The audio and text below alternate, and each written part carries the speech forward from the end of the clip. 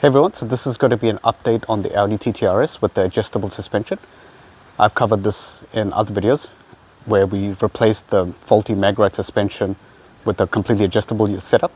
So do check that out if you've not seen that, it's on my channel. So just to recap, with the old Mag Ride suspension, you couldn't really pick up any inherent fault as such, because as long as you drove at low speeds and when you cornered, you didn't really feel anything, it felt fine. And also if you do check out my other video, you'll see that when you push the sports button, which is just down here, it activated the Mag Ride and it actually worked. The suspension actually stiffened up, but the problem was the rear shocks.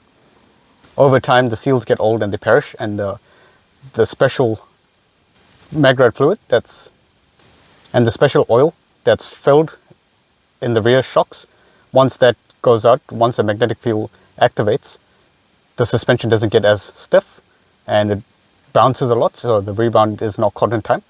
So anyway, after replacing it with these new shocks, we no longer have the problem of any wheels scrubbing or the suspension dropping down.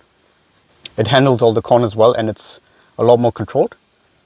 So having driven and owned a lot of other performance Japanese cars over the years, it handles more like that now. So it's very direct and you know exactly where you're going and it handles precisely. And if you find the ride quality is a bit too hard, you can always just drop down the damper and adjust it to your particular setting. So that's the good thing about this setup. And it's not difficult at all. You can do it in less than 2-3 minutes. You just have to go underneath the vehicle and turn the adjusters, both on the front and the rear. So once you remove the Mag Ride suspension and replace it with adjustable suspension, you need to put something in there, because each of the 4 corners of the vehicle, they have a connector where it energizes the Mag Ride, the original shock absorbers. So you need to put a Mag Ride delete kit in. So far, driving it in various modes with the Mag Ride delete kit, again, I'll leave the link down in the description below if you need to see where I got that from. Because when you push the sports button, that normally used to energize each one of the shock absorbers. So that puts a lot of current through. They're basically just heavy duty resistors to trick the system so that it doesn't throw up any fault codes. So as you can see, the Yellow Speed Coilovers, they were designed for this vehicle, so they fit nicely underneath once you remove all the cowling. So everything is nice and covered. So you can see they've got the Camber adjustability, and you can also adjust the damper as well, which is quite good, front and rear.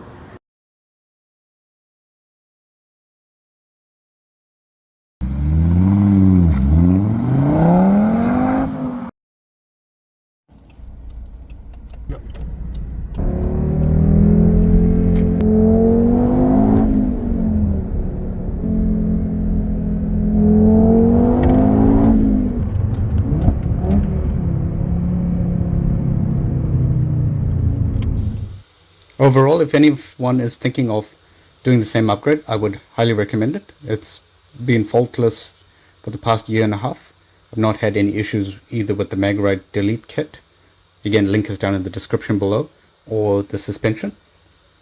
It works really well with the vehicle, and you can tell it's been designed for the Audi TT RS.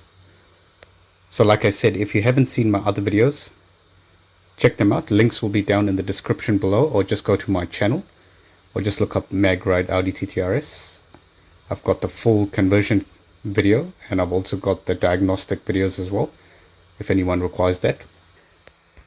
Or the other alternative is there are some companies that do rebuild them. That also could be an option if you wanted to explore that. But overall, this Audi TT RS has been a great platform. It performs really well, and it's a really reliable, good sports car if anyone else is looking at them. So with the combination of the Michelin Sport tires, the suspension, it handles really well, and it's a great open road tour as well, so you can really enjoy your country roads and touring around from place to place or long distance driving. It's really comfortable and it's really good.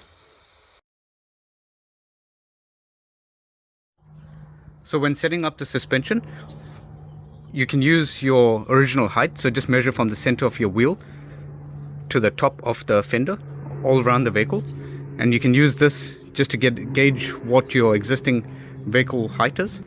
So by using that and measuring all around, you can match the adjustable suspension to the original height, and then you can come down or up to the desired height, ride height that you want. So just from there, so this is the rear now, from the center to the fender over here. So this is the body line. So that's where you want to take your measurement. So for example, this is 340 millimeters. So that's what you want to do when you unbox your new suspension. Just set them all up to the same level, so the same height, as you'll see now. So you just use the old shocks and just mimic that same rough height. Then also with the camber, you just want to dial in a little bit of negative camber. So just on the camber plate at the top here, we'll just dial in a little bit of negative camber. So if you notice here as well, you can see that. So you don't want it to be positive, you just want it to be a little bit on the negative side. So that means that your tire has maximum contact on the surface, and it'll also result in less wear and tear. When you've completed installing your new suspension, I do highly recommend you take it for a full complete wheel alignment to a specialist with the 3D aligner, and just set up all the suspension all around properly. And depending on which country you're from, over here in New Zealand, we require certification, so that's what that little tag is there. So everything is done properly to spec. Do check out my channel, or check out the links down in the description below. Thanks for watching everyone. See you.